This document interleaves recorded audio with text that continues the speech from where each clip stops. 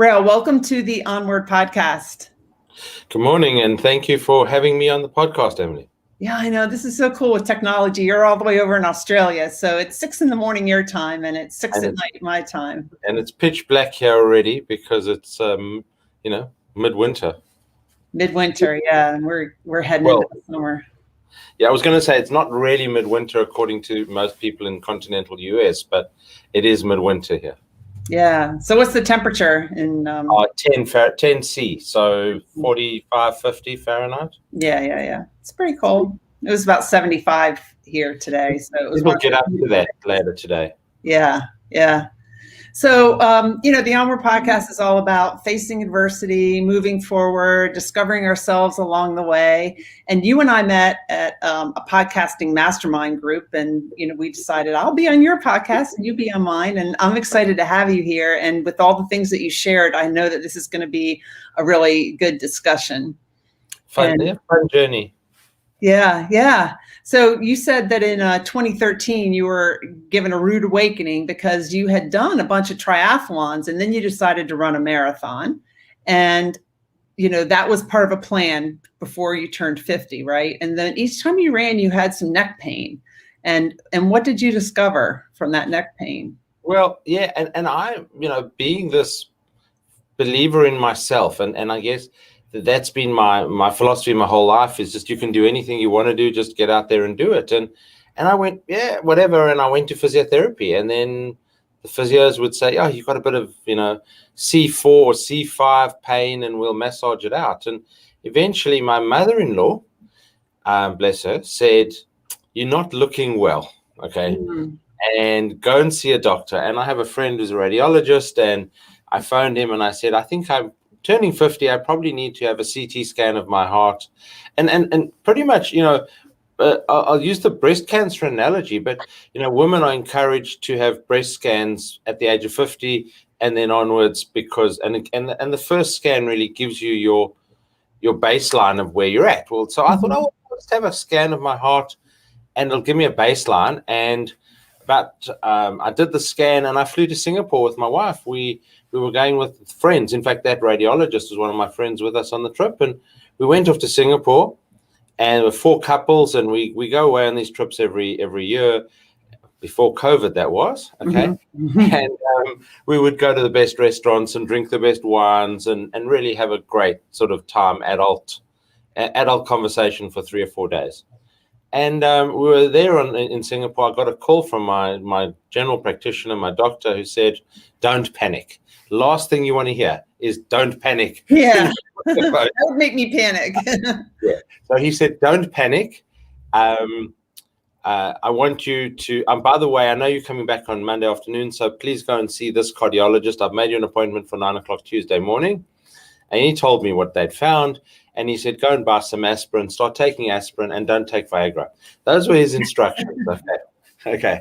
So they found out that I had 2 blockages, one quite serious at 90% in the back of my heart, and one of 75% in your LAD, your main descending artery. And so because I hadn't had a heart attack, I'd been suffering from angina.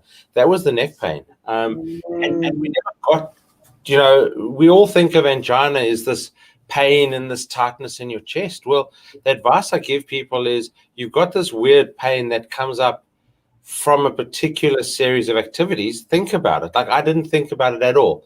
I thought I'm a big unit, as they say in Australia. I'm built square. I'm not built for long distance running. And so I thought, well, it's my body just complaining about running, about running longer distances, that I'm running badly, I'm moving badly, and yet it was a heart problem. So that was a rude awakening. But it did focus me on doing what I want to do, being excellent, stepping out there and being the best I can be every day, and really finding my passion, which has always been being on stage.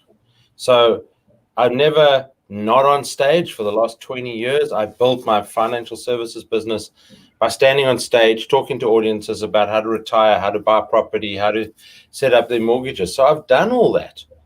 And I went, now I want to actually share how to build a business with people. And that was the evolution of of my life since 2013. So, well, yeah, I've got a couple of questions there. So why did that experience, how did that experience, why was it that it was that experience that helped you find your purpose in life? Is it that when you realized, wow, life is short? Yeah, life was short. And also, I mean, my late father died at age 59 from multiple organ failure. Okay. He'd been on dialysis. He'd had his kidneys had failed when he was in the early 50s. And so I'd always been obsessed with health. And Mm-hmm. suddenly my obsession with health was held up under the spotlight and went, this is out of your control. This is genetics. You know, when I followed the genetic trail back with a doctor, both my parents had infarcts, had heart attacks. 3 of my 4 grandparents had heart attacks. So there was a genetic line there that kind of should have been this red flashing light, and it wasn't, because I felt I was infallible. You know, I just done triathlons, business was going really well. We had topped $2 billion of mortgages a couple years before that. Things were going well. I was in the top 5 brokers in Australia, you know, and I was on this high. Yeah. And the high actually hid what the truth was, that there was a ticking time bomb. That's interesting. You know, I've been on a high before too, like that. And I've just stayed really busy so that I don't really notice things. Like, I mean, just for example, the other day I went to the dentist. I had a cavity that I didn't even know was there, but he couldn't fill it that time. So once I knew it was there, then I started feeling the pain. But before that, I think I've just been kind of busy, focused on other things, didn't really notice that pain in my tooth. Yeah, I mean, 7 years later, or 8 years now, since the stents was April 2013, I am definitely probably fitter and stronger than I was then, although 8 years older. Right.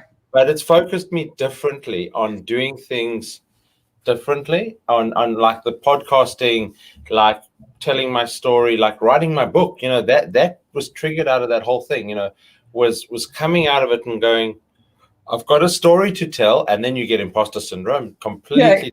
Yeah. Who wants to hear your story? Okay.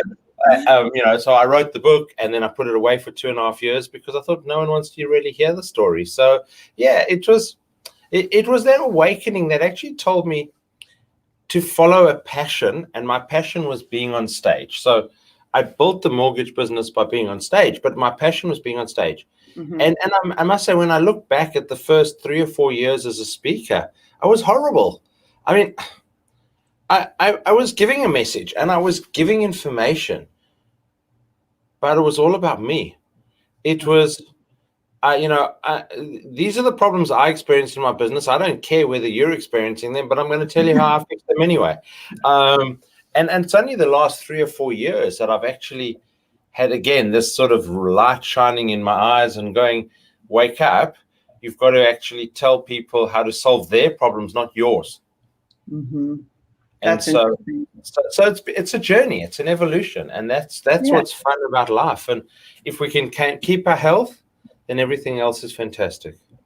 Well, one question I had for you is you talked about that you were talking in your speeches and presentations about financially preparing for retirement. And there's a lot of financial advisors out there and people talking about how to financially prepare. And when I was working for the Navy, I took a couple different retirement courses to make sure I was ready.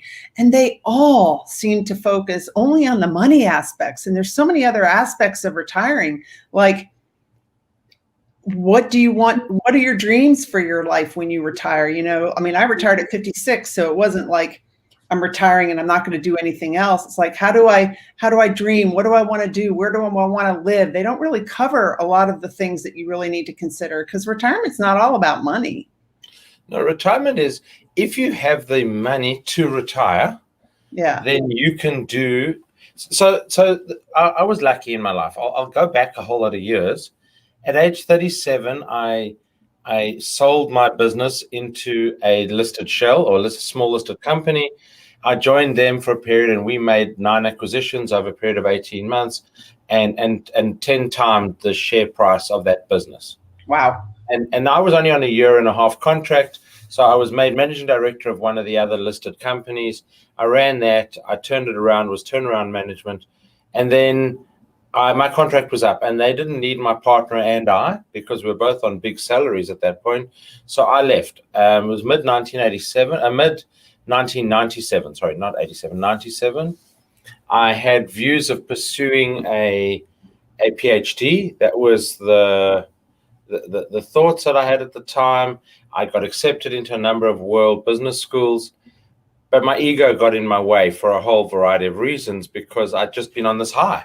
I'd listed the business. I was this wheeling, dealing guy in Johannesburg, and then I would have to go and be an assistant to a professor for a couple of years while doing a PhD. And I went, doesn't work for me. Okay. Mm-hmm.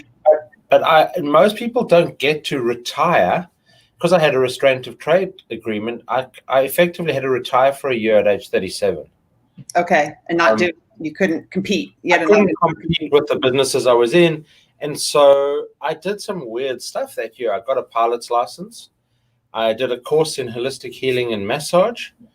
I took my wife and a 3.5-year-old and a 1-year-old on a 4.5-month round the world first class trip. Wow. So a lot of people say, when I retire, I'm going to do X. Why wait? So I was lucky. I got to do a lot of that stuff, travel the world, do some fun stuff at that age. And then I was rejuvenated and ready to go back into it. So at age 49, having the stents was almost like that again. It was, let's step back, let's breathe, and now let's focus on what I want to do. So after that year, I went into venture capital. I was still consulting, so I wasn't working full time. And then I came to Australia, and I ended up working with a VC fund here and listing that on the Australian Stock Exchange 2 years later. But that changed my whole focus of passion. It rejuvenated me. Yeah. And it also gave me an insight into retirement. So when I was talking to people for years about building a property portfolio to give them wealth in retirement, yes, I focused on that, but I also spoke about the fact that wealth would allow them to have the freedom to do things. Right. And the bigger your portfolio, the earlier you start. So I'm not a psychologist, I'm not a counselor. So I never really got into the discussion about lifestyle, where do you want to live, all that kind of stuff. I was really focused on, if you create this pool of wealth, this asset, then you can retire earlier when you have your health, and then you can do a lot of the things that are on your bucket list. Yeah, that's true. But in order to do that and not live on the pension, well, you have to actually do some things in your own life and make some sacrifices to build up those assets. Mm-hmm. Yeah, you are really fortunate to have those two different breaks at different times of your life. Yeah, I mean, like teachers is a good example. In Australia, most companies actually give people long service leave. Mm-hmm.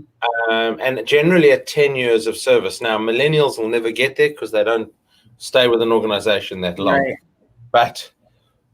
But most staff and teachers is a great example. Teachers after 10 years of service get 10 weeks. So they get a week of additional leave for every year. And so after 10 years, they get 10 weeks of leave. So, and then with their annualized leave, that's basically a 3-month break from working. That's amazing. I think the most I ever took when I was working, the most I ever took off was maybe 10 days, maybe 2 weeks, but I think it was like 10 days. Yeah. So time off. So that's part of it, is that gives people that refreshing break. So it allows them to do that stuff, to be a bit more flexible. So another thing that they've done in Australia for teachers, as a good example, is they would allow them for 4 years to get paid 80% of their salary, not 100%. And then in the 5th year, not to work and get 80% of their salary as well. So take off a year's sabbatical. So take 4 years salary and get it paid over 5 years. Oh, that would be awesome. I'd still be working if some of those options were in place. I think part of what we're discovering with COVID is, some people, there's a lot of articles in the paper now about how people aren't going back to work. They've had some time to reevaluate, and now that their companies want them to come back and sit at a desk, they don't want to do that anymore. So it's the workplace policies are going to be very interesting to watch over the next year. Well, yeah, I mean, on Monday this week, I spoke at a conference of accountants, of CPAs, and one of the things I spoke about was the challenges of remote working, and so how do you, as a manager, how do you manage your team members when they're remote working? And that's okay. Mm-hmm. But so I asked a number of professional service firms how they do it, and they said, "Well, we don't care. You have to do 7.25 hours of work a day, and billable work, and that's what you have to do working from home, and that's okay." And then I asked one of the mining houses here, and they said that people have projects to do, and they have to finish their projects on time. They have to be online between 10 and 2, accessible, Mm-hmm. but that's it. The rest of the day, they can start at 6 a.m., they can start at 10 and finish at 6. They don't care. They have to get their work done. So very interesting philosophical change between those two organizations. But what struck me was the ethical dilemma. And I actually, in my speaking, I talk a lot about ethics. Okay. Mm-hmm. And you come out of a military background where almost that ethical line should be drawn in the sand most of the time. Right. Yeah. And it's a very defined line of what is the ethics. Well, in business and things like that, it's not always that defined. And so I put to the audience an ethical dilemma. I said to them, what happens if one of your managers in your team posts a picture on social media at 2:00 in the afternoon that they're sitting in the pub having a beer? I said, they are perfectly entitled to do that because they got up at 6 in the morning. They've done all their work. They've done the 8 hours work by 2 p.m. They are fully entitled to do that. So, do you call them up on it, or do you say there's nothing you can do about it under HR policies? But the bigger problem from an ethical problem is, how does that look to their team members if the team members see their boss in the pub at 2:00 in the afternoon having a beer?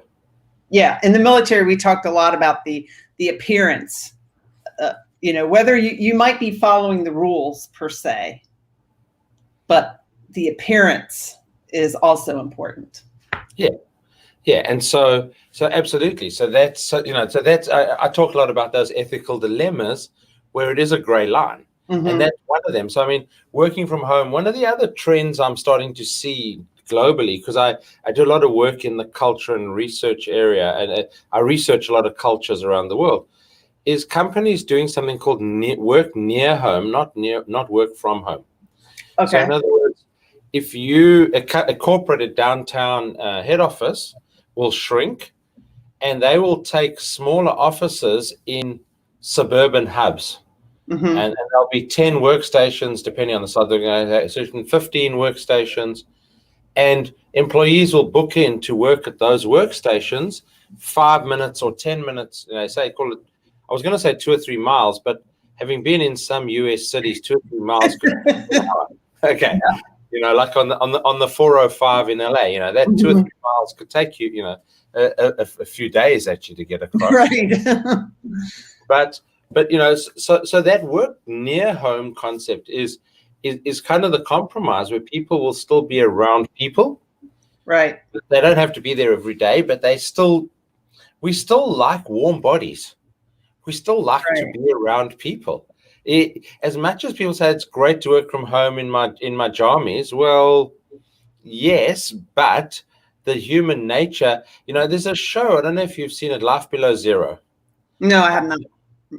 It's a show. I don't know. It's one of the cable channels, and it's about 4 or 5 family stories about families who live in remote parts of Alaska. Mm-hmm. And there's one particular participant in the show who runs effectively the most northern refueling station for planes, and her nearest neighbor is 300 or 400 miles away. Wow. And so she really lives on her own. But there's very, very few people in the world who have that ability to live on their own. And it's so we are by nature social beings, right. So therefore, you're right. So it comes down to people don't want to go to the office because it is much more fun. But interestingly, Microsoft have said their staff are 25% more productive working from home. Mm-hmm. Now, that's great for Microsoft. Is it good for the staff? We're talking about revelations, and overworking yourself. And the Japanese had a concept many years ago of people who actually literally died at their desk because, and I can't pronounce the word in Japanese, but it was a word about literally being wedded to the company, and companies, in the 80s had sleep pods in the office. So people would go from their desk to a sleep pod and back to their desk. And because commuting was too long to go home, so they'd spend the 4 nights in the office and then go home on a weekend. That craziness of the world, that is going to change. Those cultures do change. Yep. Carl Sean, I hear an echo. I don't know if you hear it, Rael. Carl Sean, thank you. Yeah, hello. Thank you for tuning in for a little bit. So, Rael, you said that, because I always ask my guests, what title do you recommend for this episode? And you said, "Why are you excellent?" Yeah. I was just wondering, what made you pick that title? Well, so my branding, obviously, as a professional speaker, is about excellence and business excellence. Mm-hmm. My podcast is called the Business Excellence Podcast. Mm-hmm. But why excellence? And so where did the idea of excellence come from? A couple of years ago, I was interviewing companies about culture for my next book, which still hasn't been published because COVID got in the way. But I was talking to a company, and they had as one of their core values the word excellence. And I said, that's interesting. Why do you have excellence as a core value? And the definition they gave me was that no one can ever be perfect. All we can be is excellent. And that means showing up as being the best self that you have every day. And so yes, to challenge people and say, you are excellent. Everybody can be excellent, which is just being their best self, showing up their best version of their self every day. Now, that doesn't mean you have to suppress your feelings. It doesn't mean you have to suppress your emotions. You having a bad day, show up as a person having a bad day. That is the best version of you on that day. And that's a problem we see in corporates.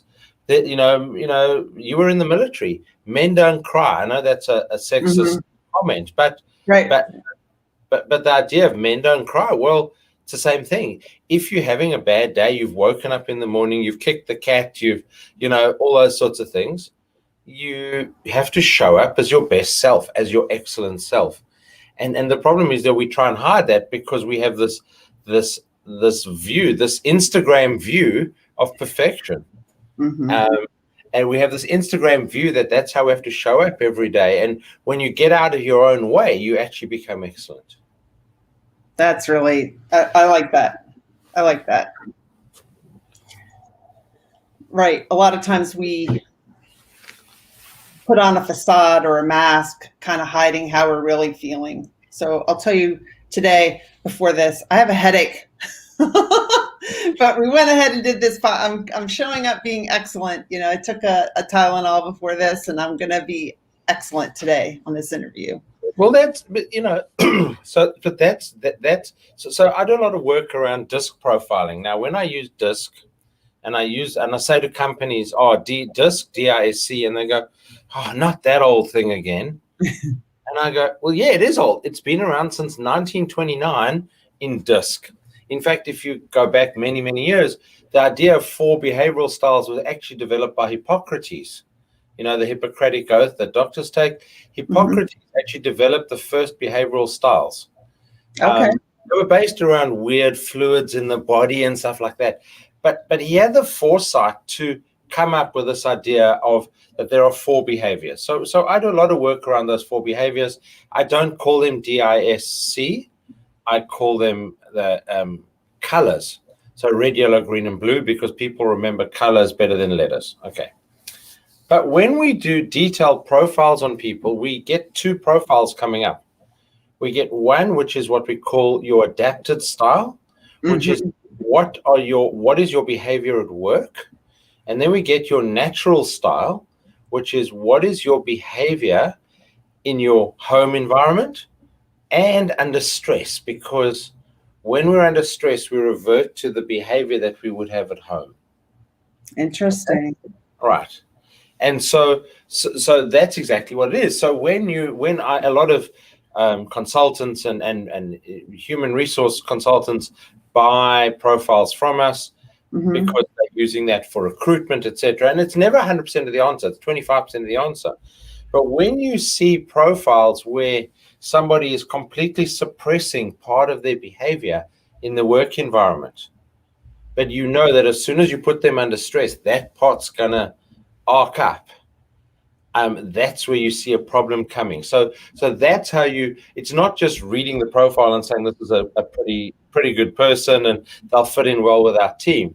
You start analyzing it down to that level where you say, are they suppressing a part of their natural behavior in the work environment? And a classic one we often see is someone who's dominant at home. So the dominant, or red as we call it. And in the workforce, you see their dominance is pushed right down.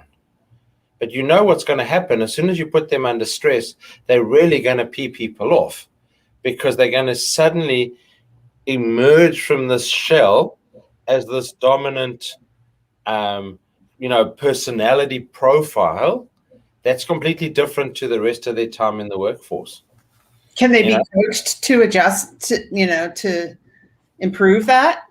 Yeah, absolutely. And so part of it, and you'll see, this is not a fake display, by the way, behind me. It's actually a live display. Yeah. But part of the reason I have glasses here and different colored glasses is because when you're talking to somebody who has a red behavioral style, doesn't matter what your style is, that what we coach people to do is look at them through red glasses. Okay. And so there's an old saying that says, communicate with people in the way they want to be communicated with, rather than, if you think about realtors as a classic example, right? Go and look at a home that's open for viewing. And you walk in and you're Emily and Mary walks in behind you, and the realtor will say, hi, I'm John, or I'm Mary, or Peter, Paul, whatever, and we'll take a deep breath and start rattling off at you all the features of the house. And then the person who walked in just behind you, they'll go same thing, right?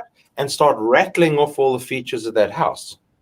Now, part of the behavioral understanding is you ask them 3 or 4 questions first to pick up what's important to them. And then you tell them about the things that are important to them. So yes, you can be trained to be emotionally intelligent in that space. And that's a big buzzword today. A great friend of mine here in Perth has just published a book on EQ and emotional intelligence. But yeah, it's about becoming intelligent about the people around you. So can you teach people to behave differently? Absolutely. And you think about command and control in the military environment, right? It's critically important for military success that your troops react to a command, irrespective of what they're feeling. They got a headache, they took 2 Tylenol, they've got to react, okay? And so whereas you want in a work environment, you'd like, potentially, but that's under stress in the military, right? But you're planning something, you want people's input. Yes, you may still be command and control at the lowest troop level, but as a management team, you're looking for input. But in a military, in a stress military situation, it becomes the commander's command and control, right? Right. direct them and they must do it. Okay. Mhm. And so, yes, that's a behavior we teach people in the military there are times when you are part of the discussion and part of the learning, and there are times when you actually have to react. I mean, I don't know if you've seen an HBO show called Billions, okay? Mhm. And it's like a Wolf of Wall Street kind of show. But there was and so I'm often inspired. I wrote a blog about this. I'm often inspired. In the days pre-COVID, I used to travel a fortune as a professional speaker. And I was on a plane and I was listening to Billions in the background and I was typing something else. I was working, sitting on the plane working. And there was a line in a show that I stopped, I rewound, I transcribed it, and I used it as a blog later on. Okay. And it was a manager of a Wall Street firm turning around and saying to one of her investors, "Don't worry, I'll be down there with the troops, in the mud with the troops." And he looked at her and he said, the reason he said, "That's not what we want you to do. We want you to holster your arms." He said, she said something like, "I'll be firing with the troops." And he said to her, "No, as the commander, you've got to be back on the hill with a wide angle view of everything that's going on." He said, "Your people in the trenches," and it was a trench analogy, "have got a scope sight or a sight on their rifle. They have a very narrow field of vision. You as a manager can't have that narrow field of vision. Now that you've risen through the ranks to be that manager, you have to put your sidearm away and actually have this broad view of the world." And so it was about changing behavior. It was about changing her behavior from being out there gutsy, fighting, winning the deals, to stepping back and looking from the mountain to actually assess the battlefield. Yeah. Well, I remember when I was a contracting officer for the government, we had contract specialists, and then we had contracting officers that were also like team leads, right? And so when we interviewed the contract specialist, we were looking for kind of things like that. Like a question might be, somebody on your team is in the middle of negotiations and they're having some problems with coming to an agreement with the contractor. What would you as the contracting officer do? And the answer we were looking for is, we're looking for people to talk more from a leadership perspective, how they would guide that contract specialist and offer support. But some people, their answer would be, "I'd go in there and I'd negotiate the deal." And that's not what you're supposed to do, because you're the leader now. Right? Yeah. Different perspective. You're not supposed to just, how would that make that contract specialist feel if you go in and just finish off the deal? You're supposed to help guide them so that they can finish it. It's a different perspective. No, completely. And in my finance business is a classic example of that, right? So in my book, I talk about a few things. And one of the things is how I have trained my staff. So how have I trained my staff? As an example, when you want to give someone bad news, right? So what's bad news in the mortgage industry? You didn't get your loan. You can't buy that property, right? Can't buy your dream house because you can't get a loan. And generally, I try and train the staff how to make that call. I wouldn't make that call from my office. I would walk into the open plan area where they all worked, and I would make the call to the client. They'd actually call them all around to stand around me and listen to the call that I was making to the client. Now, all my staff under the same confidentiality, so it wasn't an issue of talking to the client in front of them. But what that did is it showed the client the staff, how I was making that simplistic call to a client to say, "I've really got bad news for you," or "I've got bad news. We can't get you a loan with ABC Bank at this fantastic rate. But XYZ Bank, maybe the rate's slightly higher," whatever, and how I would talk them through the high, we've bought the property, the low, we can't get the loan, but here is an alternative. And so I used that as a training experience for my team. Now I don't even get those calls. Now they'll come into my office and say, oh, by the way, I called your client, John, and I told him they didn't get his loan, but I gave him this alternative. That's awesome, because you could give them a PowerPoint presentation on how to handle a tough call like that. But getting a PowerPoint presentation versus actually watching somebody make that call. There's a huge difference between the two. Well, it's also that so one of the philosophies in my book is never ask staff to do anything you wouldn't do. Mm-hmm. And so part of it is I wanted to show the staff that I can do exactly that. Now, so occasionally they will come to me and say, look, you've got a better relationship with a client than I have, because the way it works, I still write mortgages. I mean, I'm still in that business, particularly during COVID. That was my office. I wasn't traveling. I'm still here in the office. This is being recorded from my offices. So they would come to me and say, look, you've got a good relationship with that client. And my team, a lot of them just do the processing of the mortgage, so the back end paperwork. But a lot of them will, I'll introduce them. I'll write to the client and say, Rachel from office is going to be looking after all your paperwork. I'm here strategically to talk to you. But, if you want to know, did we get your pay slip, just email Rachel directly, because there's no point in going through me. Right. Because I'm there to look at the strategy. I know what I'm good at. And that's one of the other revelations, is being able to know what you're good at and what you can give away, what you can give to staff to do and empower them. But that's exactly what it's about. So Rachel might come to me and go, listen, boss, it's a joke that she calls me boss, but no. She'll go, listen, I have a problem. That client is going to scream at me if I call them, just because you have a better relationship than I do. Please, can you call them? Mm-hmm. But that would be the only time that one of the team members would actually sort of divulge that responsibility. Most of the time they would go, yeah, no problem. They'll make the call, or they'll write the email and say to me, can I send it from your computer to the client? So this is the link for people to download your book. Tell us the title of your book and, why people should read it. What are the kind of highlights of what you cover? Okay, so the book is called Dive In: Lessons Learned Since Business School is the subtitle. It came out of, so what is it about? It's about philosophically three things. It says business is not simple. Business is simple. Business is not complicated. Sometimes you just have to dive in with a leap of faith and adjust your course while you're moving.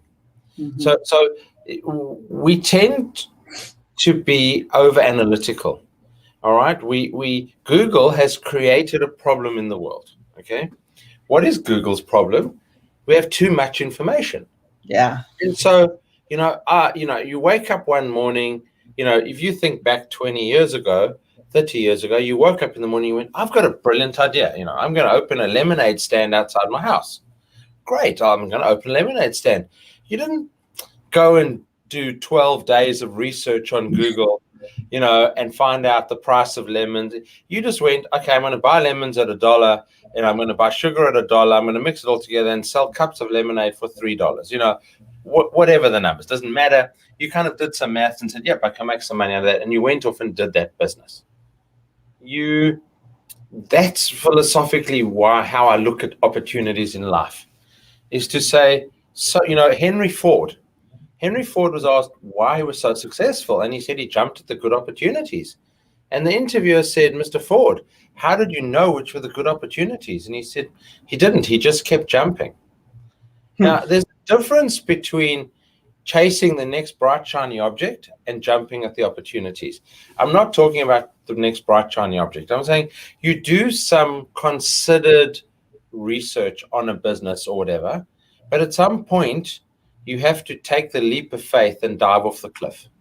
And don't you? I think also maybe what you're saying too is listen to our intuition and what our heart and what our body's telling us about this opportunity, because you can feel really expansive about it, and then maybe we just spend way too much time Googling and doing all this research, and then the analytical side of our brain says no.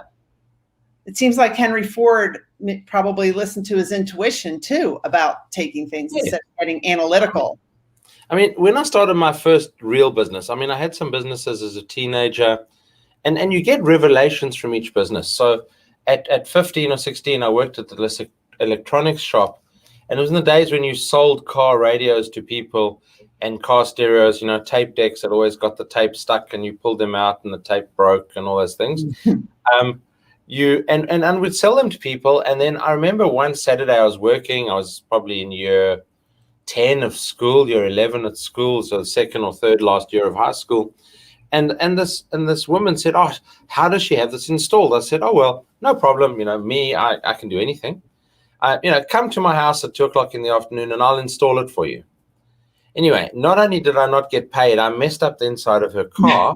I also had this major revelation about that whatever I do in life should be with my head, not my hands.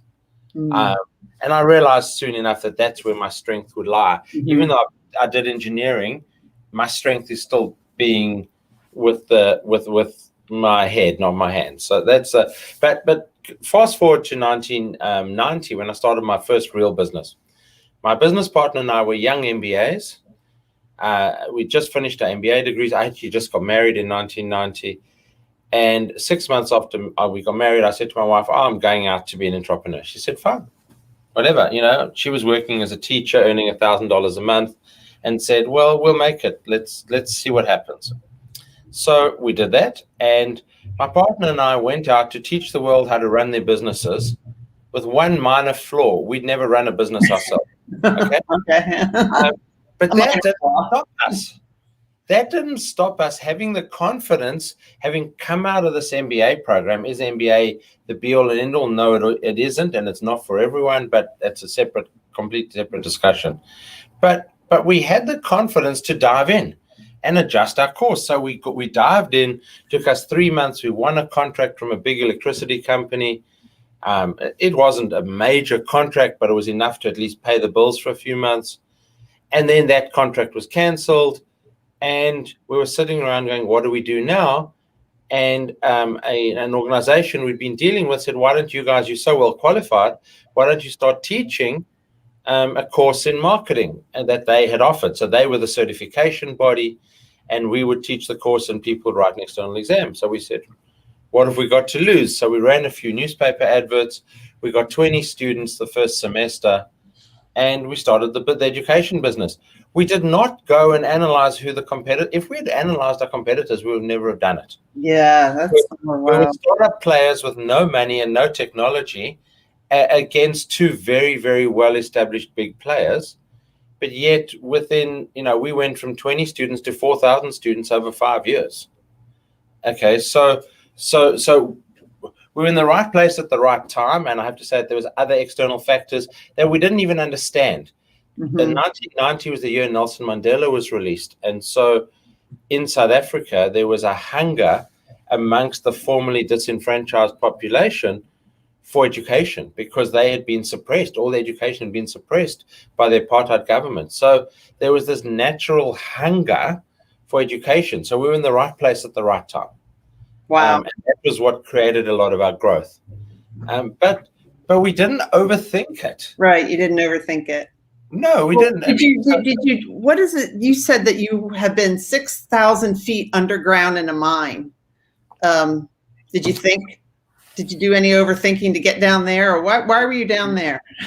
So I grew up in a fairly lower middle class family, and university education, like in the US, it costs you a lot of money. And so the only way I could get to university, I was quite strong academically at school. The only way I could get to university was if I got a scholarship. And so I applied for scholarships, and Anglo American, which was the biggest mining house in South Africa, offered me a scholarship. I mean, the bizarreness of it was that I went off from school being this cloistered, white kid growing up in the middle suburbs of Johannesburg, went off to university to be an engineer, and I didn't know what an engineer did, which is even kind of more bizarre. But anyway, I studied engineering. I got through my 4 years of my undergrad degree, and my commitment to Anglo American was to work on one of their mine sites for 2 years after graduation. So that's how I was shipped out to a mine called Vaal Reef. It was the largest gold mine in the world at the time. It had 9 shafts, and they were sinking a 10th shaft, and it's deep level gold mining. So the average shaft at Vaal Reefs was about 7,000 foot underground. We were working and mining gold at 6,000 foot underground. Wow.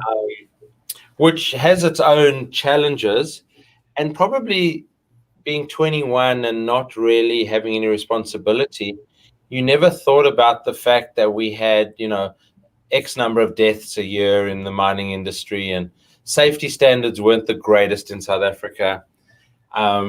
You got into the cage every day to go underground. It's called a cage because it is literally a cage. And you would drop down at 15 meters a second. And once you were underground, your first thought was, we want to go to sunshine level. We want to get back up to the top. That was what you thought about.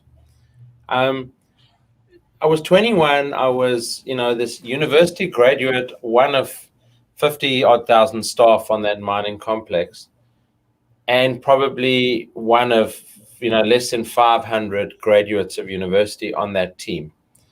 So we had this sort of arrogance, which is a problem. Ego gets in our way. Arrogance gets in our way all the time. And at 21 or 22, you don't see that. Mm-hmm. And so the lessons I learned working underground came to me when I started my first business 7 or 8 years later. I actually then got to understand about management and all the things that I never really allowed myself to understand when I worked on the mine because my ego got in the way. That was when I actually learned them, was when I started my first business.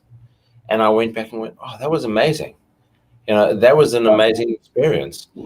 But I never embraced it for everything I could have at the time. And so when I talk to young people, and I spoke at a school last week, which is a pro bono, just a talk that we do as part of our community service, I said to them, embrace every experience, embrace everything you can get. Don't necessarily overanalyze it, but just internalize it, because that's what's going to make you a better person in the future. That's awesome. That's awesome. So, Rael, as we finish up, tell us a little bit about your podcast, the Business Excellent Podcast, right?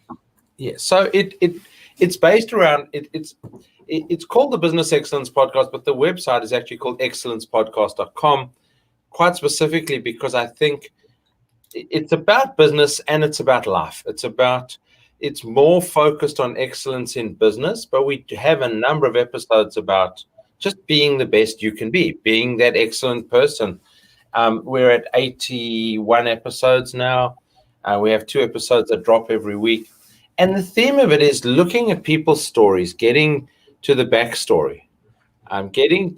So I try not to have people on who don't have a backstory, who have, you need people who've got something that's changed their life and now they're out doing good for others.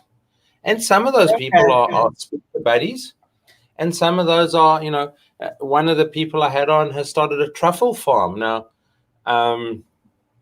he started it and then sat back for, 10 years waiting for truffles to come up from the ground. It's a long time, and he was not a farmer and all those things. And now he exports 90% of his truffle around the world. To Lorna, who started a business called Chemo at Home. And she started 7 years ago doing chemotherapy for people in their home environment as opposed to the hospital environment. This is long before the pandemic. This was just because she felt as an oncology nurse that people wanted to be in their friendly environment doing this. And they were doing 2 treatments a month.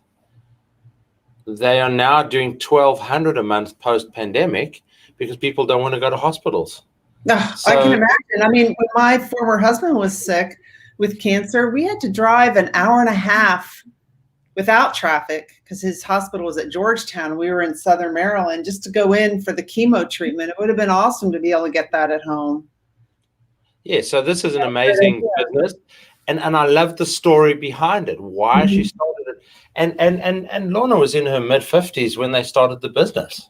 Mm-hmm. So it wasn't like, they didn't over-research it. Right. Her and Julie's a pharmacist, they were talking about it and said, let's do it, let's try it. And so they did. And every year their systems evolve. They didn't try and design all their systems. So those are the things that excite me. Those are the things that make me excited because those are stories we want to share.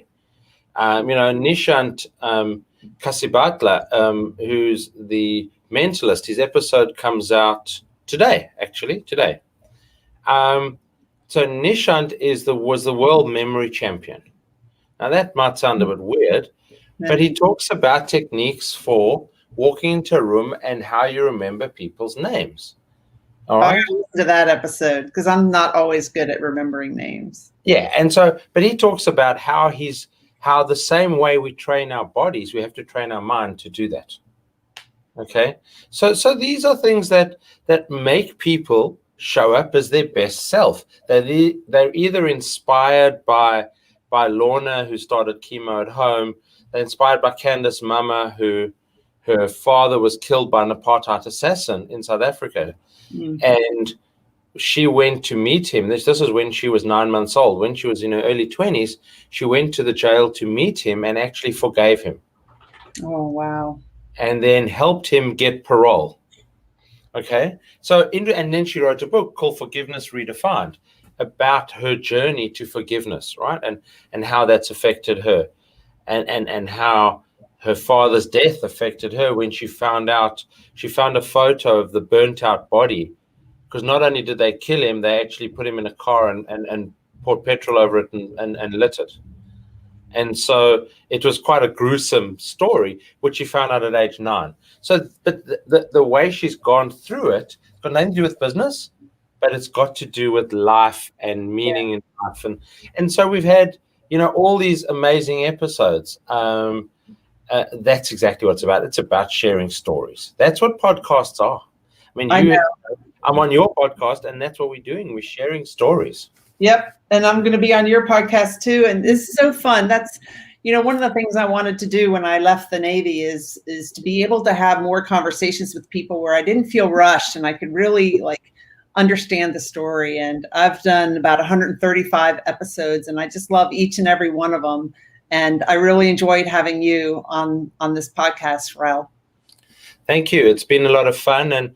And through this amazing technology that we have, we can be 12 hours apart in time zones, but having a great conversation, and me getting a second coffee and you having a glass of wine or something. Yeah. But, it's a different time of day. So, no, that's fantastic. I love these conversations. I love where they go. And I love how they wind together with everyone's background, because ultimately we're all here for a purpose, and that's to be excellent, to be the best version of ourselves. And if we can help each other be that, then we've achieved our mission. Yep, love it. Thank you, Carl, Sean, and Martin, for watching, and for all of the other people that are going to listen to this episode once it either on the replay or once it's published as a podcast episode. And thank you, Rael, for being on the Onward podcast. Thank you, Emily. It's been great fun.